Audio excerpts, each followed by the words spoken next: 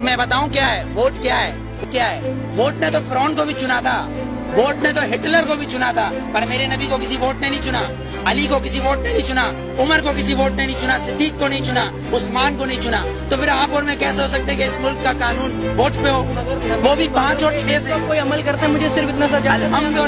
الحمدللہ وہ لوگ عمل، میں بتاتا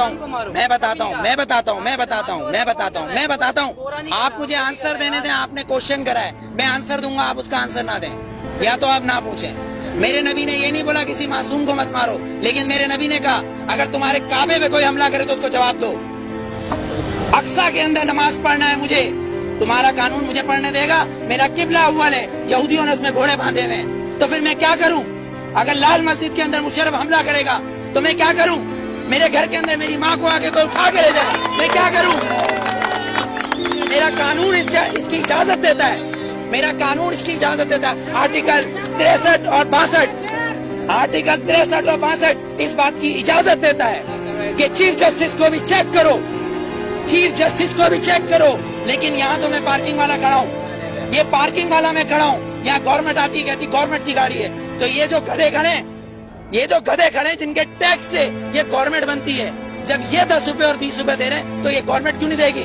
یہاں تو یہ قانون ہے، تین قانون، آرمی کا ایک، گورنمنٹ کا ایک، اور ایک مجھ جیسے اور ہم جیسے گدھوں کا الگ، کیونکہ ہم حبیب جالب کے بقول ہم 18 کروڑ گدھے ہیں، ہم 18 کروڑ گدھے ہیں۔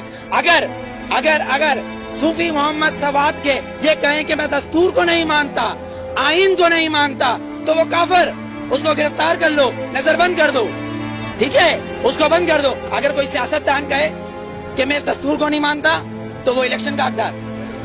آپ کو کتنا لون معاف کیا، مجھے کتنا لون معاف کیا، پر ہمارے سیاستدانوں کو اربوں روپیہ معاف۔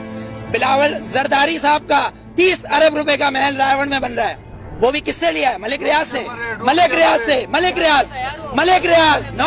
No, you are not corrupt, I am not corrupt, Malik Riaz is a corrupt، ایک کرپٹ مین ہمارے پریزیڈنٹ کو پیسہ دے رہا ہے اور کہہ رہا ہے رائے گنج میں محل بناؤ، اس لیے کہ نواز شریف کا محل ادھر ہے۔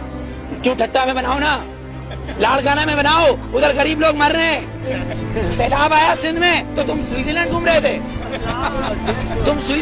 تھے، ہاں؟ تم کس پاکستان کی بات کرتے ہو؟ پاکستان کا مطلب کیا ہے؟